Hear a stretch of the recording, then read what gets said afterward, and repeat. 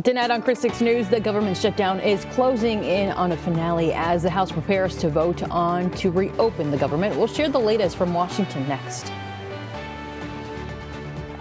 And here in your neighborhood, one neighbor is stepping up to help those in need while we wait for the government to reopen. Tony Jaramillo will share her story coming up. Plus, a fire on Lynch Street destroys a 60-year-old woman and 86-year-old woman's home. The plea from the community to help coming up.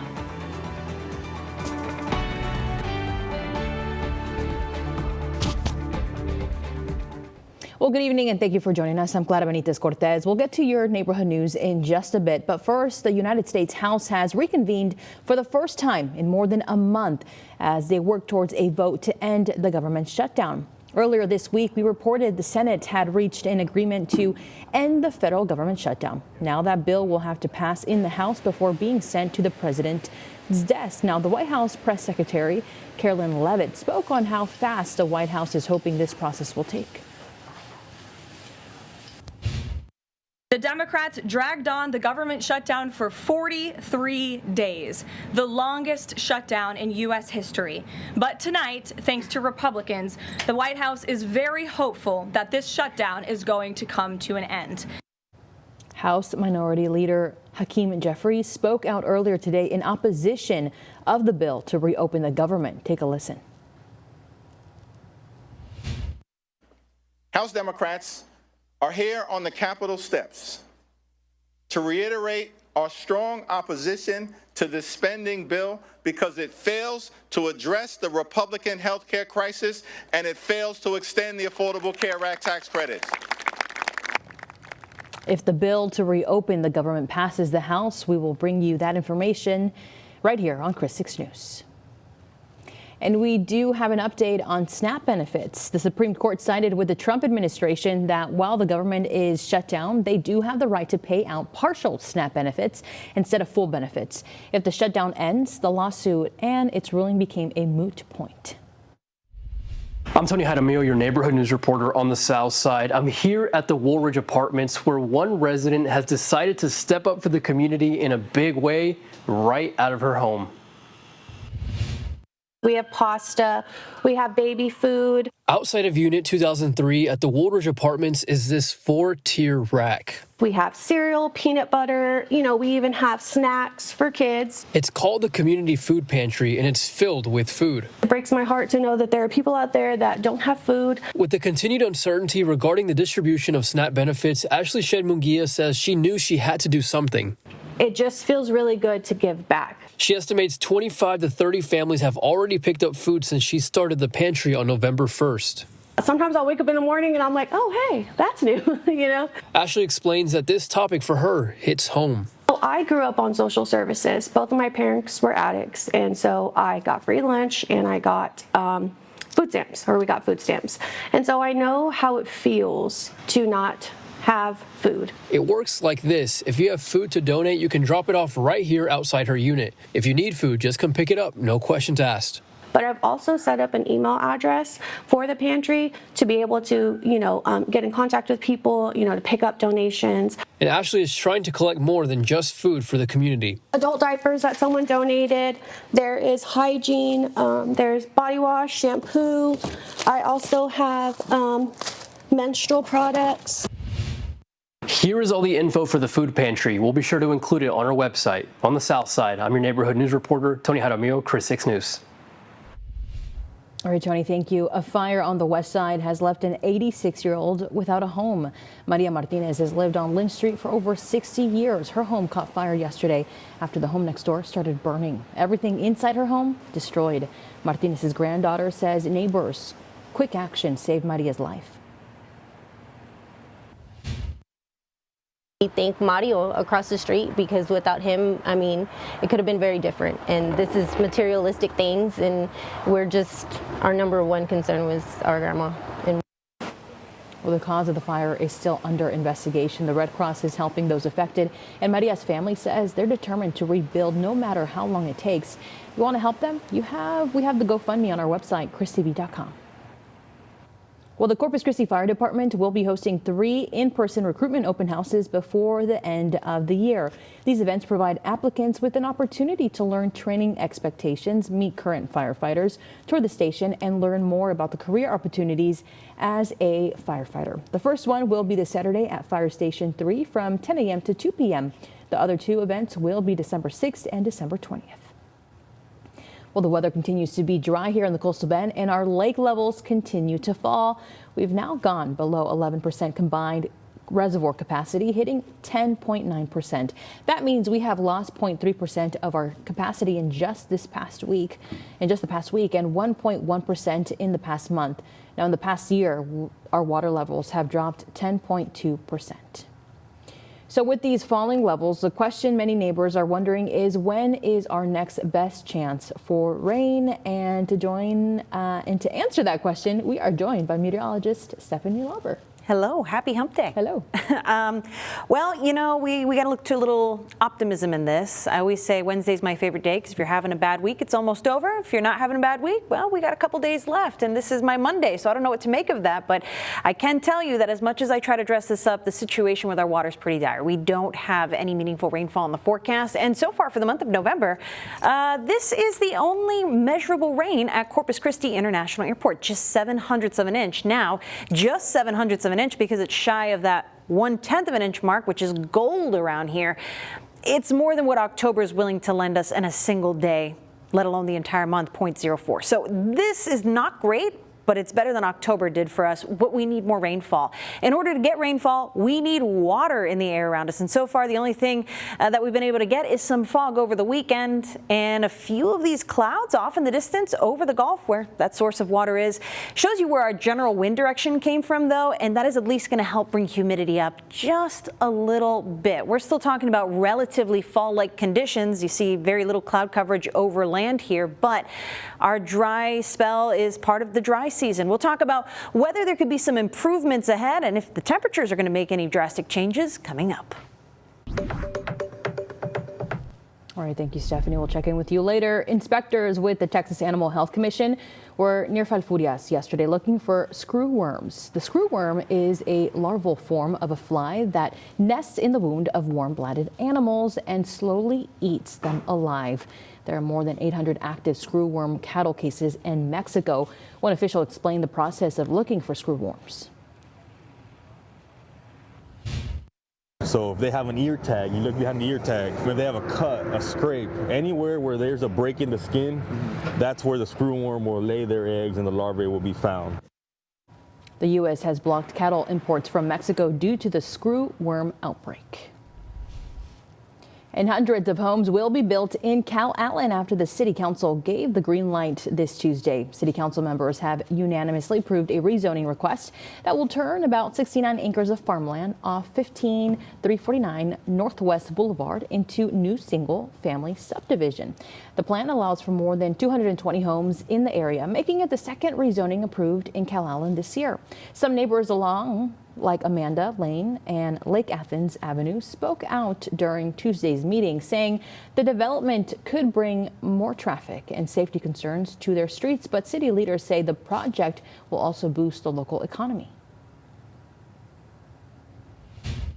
So that's going to provide additional money to the school district, the county, and also when you look at the number of small businesses that make up the Calallen area and the Northwest, it's going to provide additional income for them too. Construction for this project is still in the design phase and could begin as early as 2028. They once ruled the skies, and now they're back to tell their stories. I'm Michaela Chavez, showing you how the aircrafts of yesterday are inspiring the aviators of tomorrow. You're watching KRIS 6, part of the Scripps News Group. You don't have to be a pilot to feel what it's like to be in this gunner. I'm Michaela Chavez, your neighborhood news reporter in North Beach. Restored aircrafts are taking flight once again for the warbirds over South Texas, bringing history to life and inspiring the next generation to reach for the skies.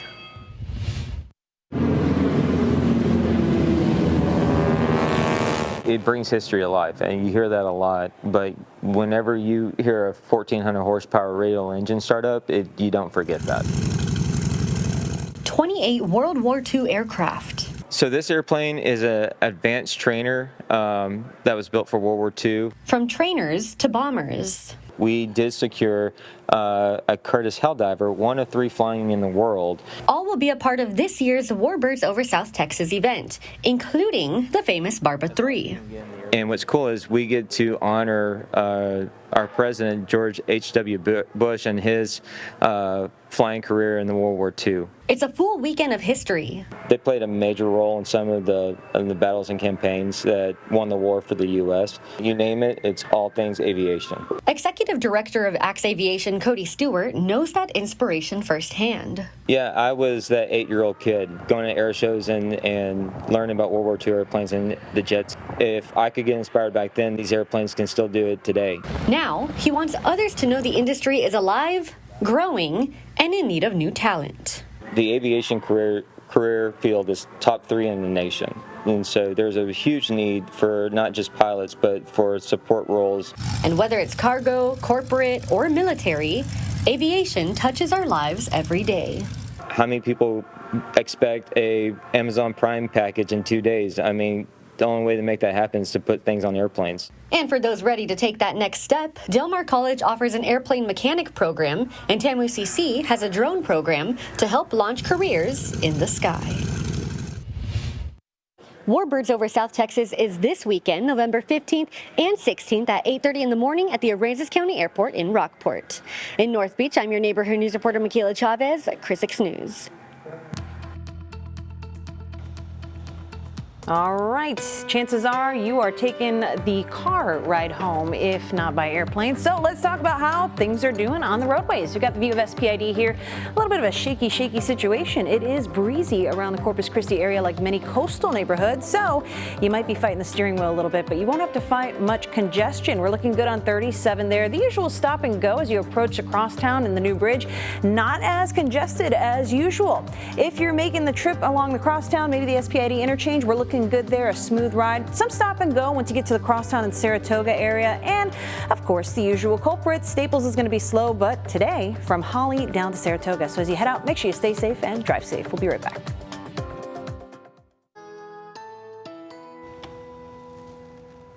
All right, the beautiful view from Snoopy's. If you haven't heard about our geomagnetic storm that's been causing beautiful views, you need to head on over to our Coastal Bend Weather Watchers group because, yes, we've been talking about how being in fall and winter lends for more beautiful golden hours like what we've seen.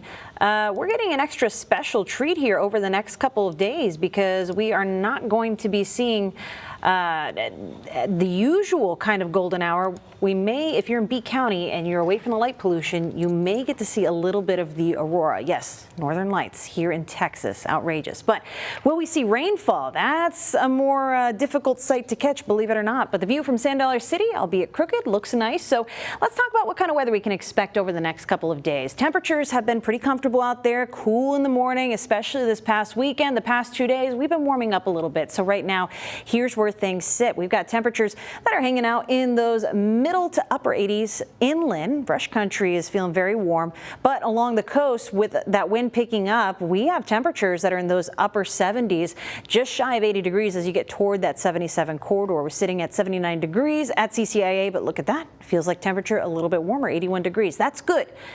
Unlike in the summer, we want that in the fall because it's a sign of humidity returning to the forecast, and that may even contribute to a little bit of visibility dropping into the early morning hours. We like to look at dew point temperatures to help us understand how much water is in the air around us in comparison to that temperature, and we're feeling all right. A bit muggy out there. We're not quite comfortable, but we're not feeling that oppressive humidity either. We're kind of in a sweet spot where it's comfortable enough for us, and we're starting to build a little bit of hope that there could be rain in the forecast, but we need a lot of ingredients to come together. During the overnight, as you just saw there, some inland commutes along 281 or Highway 59 in Jim Wells and Duval counties may catch some patchy fog, but for the rest of us, probably not going to be impactful. If anything, just a little bit of that haziness into tomorrow morning. Again, we need more water in the air, and our temperatures are just right where we're sitting close to our usual for this time of the year, we're not seeing anything drastic in the forecast that can help bring rain to the situation, at least not for now. The big weather picture over South Texas is pretty quiet, as is most of the Lone Star State, the northern extent of Texas and West Texas dealing with this fizzled out cold front that's going to need some help from upstairs to really do much more than just appear on a map. But in a couple days, as we head on into the next week, we may be seeing a slight change in the pattern. There's some indications that could be happening. Will it mean significant rainfall in the coastal bend? Too early to tell. Did I put a little rainy graphic on my 7-day forecast? I did. I'll tell you what day in a moment, but let's talk about the near term. Right now, we're talking about fire danger, which is on the moderate side to even low for our northern and coastal communities that catch that fetch of more humid air off the Gulf Coast. However, there is a patch of 3 out of 5 high fire danger for our inland neighborhoods, and heading into tomorrow, that will look less risky. But even though we have a low to moderate fire danger over the next couple of days, it doesn't mean there's zero fire danger. Of course, we've had some pop up today. Please be careful with any outdoor activities you have going on. Here's a look at that 7-day forecast. We're going to stick with those warm afternoons, comfortable mornings, and maybe some showers next Wednesday. Cincinnati Reds catcher Jose Trevino, a St. John Paul II High School alumni, is back home for a few days, but it's not for relaxation. Trevino kicked off his Trevi's Fall World Series today with a round of golf at the Lozano Golf Course. The 4-day event is a chance for local kids to meet the Major League Baseball star. The golf tournament was a fundraiser for his alma mater, St. John Paul II High School. Money raised today will support the school's academics program and fund the improvements to the gym and baseball field.